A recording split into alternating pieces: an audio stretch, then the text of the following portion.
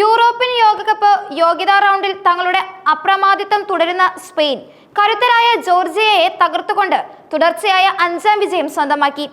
Group എയിൽ ഒരു മത്സരം മാത്രം ശേഷിക്കെ ഫുൾ മാർക്കോടെ മുൻനിരയിൽ നിൽക്കുന്ന സ്പെയിൻ ലോകകപ്പ് യോഗ്യത ഏതാണ്ട് ഉറപ്പിച്ച മട്ടാണ്. തിബിലിസിയിൽ നടന്ന മത്സരത്തിൽ മറുപടിയില്ലാത്ത 4 ഗോളുകൾക്കാണ് യൂറോപ്യൻ ചാമ്പ്യന്മാർ ജോർജിയൻ പ്രതിരോധത്തെ തകർത്തത്.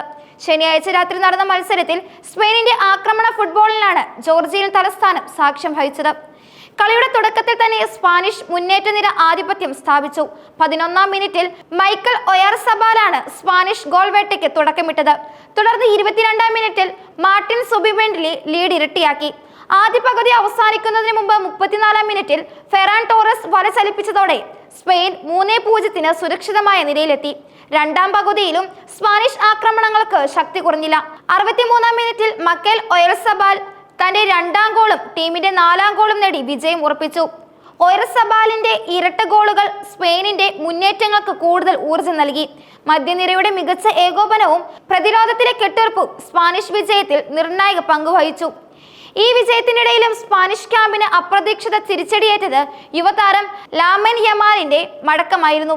ലോകകപ്പ് യോഗ്യതാ മത്സരങ്ങൾ കളിക്കാനായി സ്പാനിഷ് ക്യാമ്പിലെത്തിയെങ്കിലും ആരോഗ്യ പ്രശ്നങ്ങളെ തുടർന്ന് താരത്തിന് ബാഴ്സലോണയിലേക്ക് മടങ്ങേണ്ടി വന്നു. കഴിഞ്ഞ മത്സരങ്ങളിൽ സ്പെയിനിനായി തകർപ്പൻ പ്രകടനം കാഴ്ചവെച്ച യമാലിന്റെ അഭാവം വരും മത്സരത്തിൽ സ്പെയിനിന് ഒരു വെല്ലുവിളിയായേക്കാം.